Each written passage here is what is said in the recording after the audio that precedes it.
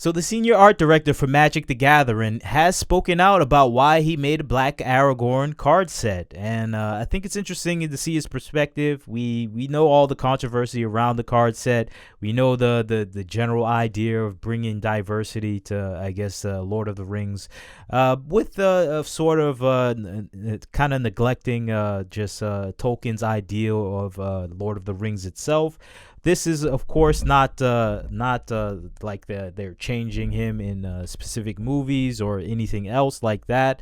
But this is a decided big departure, and I think when you do race swaps, you don't think about the consequences of that. You kind of divide the fans themselves, and you put yourself in a situation.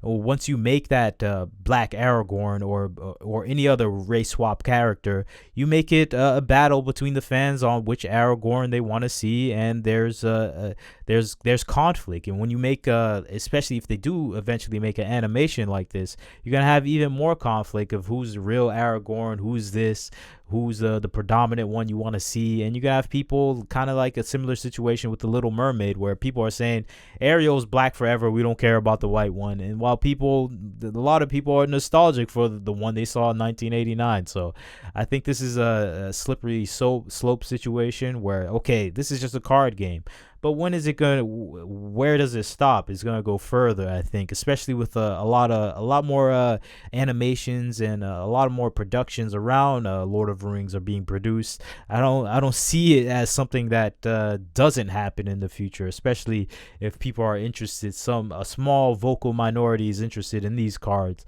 I can see like whatever, maybe Warner Brothers say, okay, let's just make Aragorn black. Let's make it a black situation here.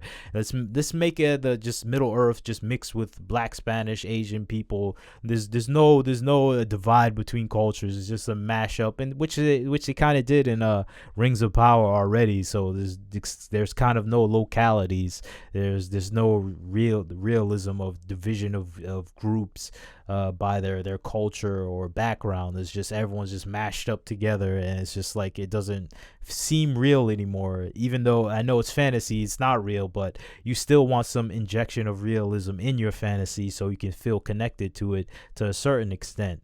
So I think this is and just going back to Tolkien's intention behind it. He was trying to create a mythology for his culture, the Anglo-Saxon culture within that time period.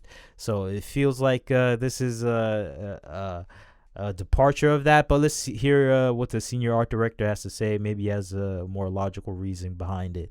So let me read the article first. Okay, MTG, or just Magic the Gathering senior art director on the importance of diversity in the Lord of the Rings, Tales of Middle-earth. MTG senior art director Ovidio Cartagena breaks down the importance of diversity and fresh imagery for the Lord of the Rings, Tales of Middle-earth. And I think that's right there. We get the general idea of his intention. It seemed like he directly is focused on just building like something based on diversity, not really on Tolkien himself. Okay, let's hear the question from CBR. There's been a good deal of discussion about how this set brings more diversity to the world of Lord of the Rings. Why was it important to you, both as a creator and as a fan of this world, to see that reflected in this artwork? Look around us, okay, he says. We know.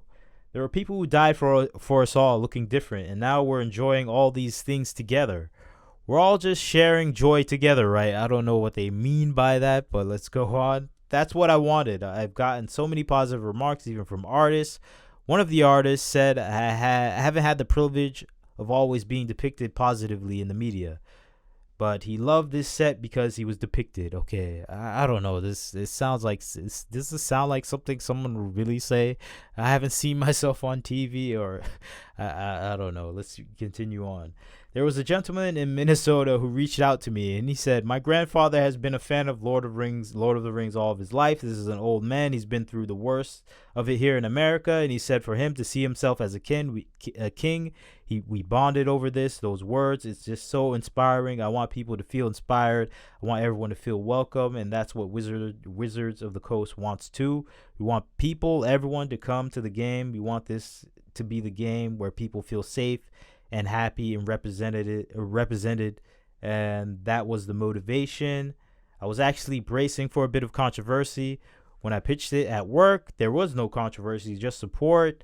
That made me really happy at work. I love where I work for that reason. It was very supportive team and very supportive leadership. They loved the vision, and we ran with it to the point that this took so long that there were people who came in and out of the project. They didn't know the ball started rolling with our original designs for the fellowship. That started all that. Diversity was baked into the set from the beginning. From the beginning, I wanted to do that diverse representation. Okay, seems like this guy's reading from a script. He just wants to keep saying diverse reputation. This is something we were focused on, and I think it was probably something they were focused on, because it's just in corporations in general. You get points, you get low business loans, you get a lot of benefits if you do focus on bringing diversity, whether it's in employment and in the projects you work on. We know this is called ESG, environmental social governance, and it's something where I think a lot of organizations can't resist that free money with no interest payments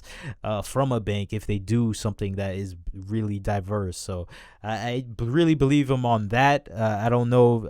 I think the fans in general are looking for the fantasy. They're not. They're looking for the adventure of the characters. So I don't know if representation was always on the mind of people. I think it's just on your mind right now because you get benefits for towing the line of representation. But I can't really blame them. I don't really hate these cards in general, but I don't like the where it's going. Essentially, because I know it's going to lead to animations. It's going to lead to other parts of the media doing this the same way because they'll get the same benefits, and it's going to lead to a divide of the fans when you could have just created new characters. Because in Tolkien's world, you can create new characters that are Black, Asian, whatever, because they do have stories that you can tell, and you can do almost anything with those characters to a certain extent, because Tolkien didn't explore them as much. He only explored the characters, the culture that he wanted to uplift and to focus on, and he left it loose, kind of loose trail for you to do what you want with the other cultures. And I think that's the missed opportunity there, and I think that's the thing I'm mostly sad about. It's just a missed opportunity. You don't have to steal other characters and race swap them. Just create new characters.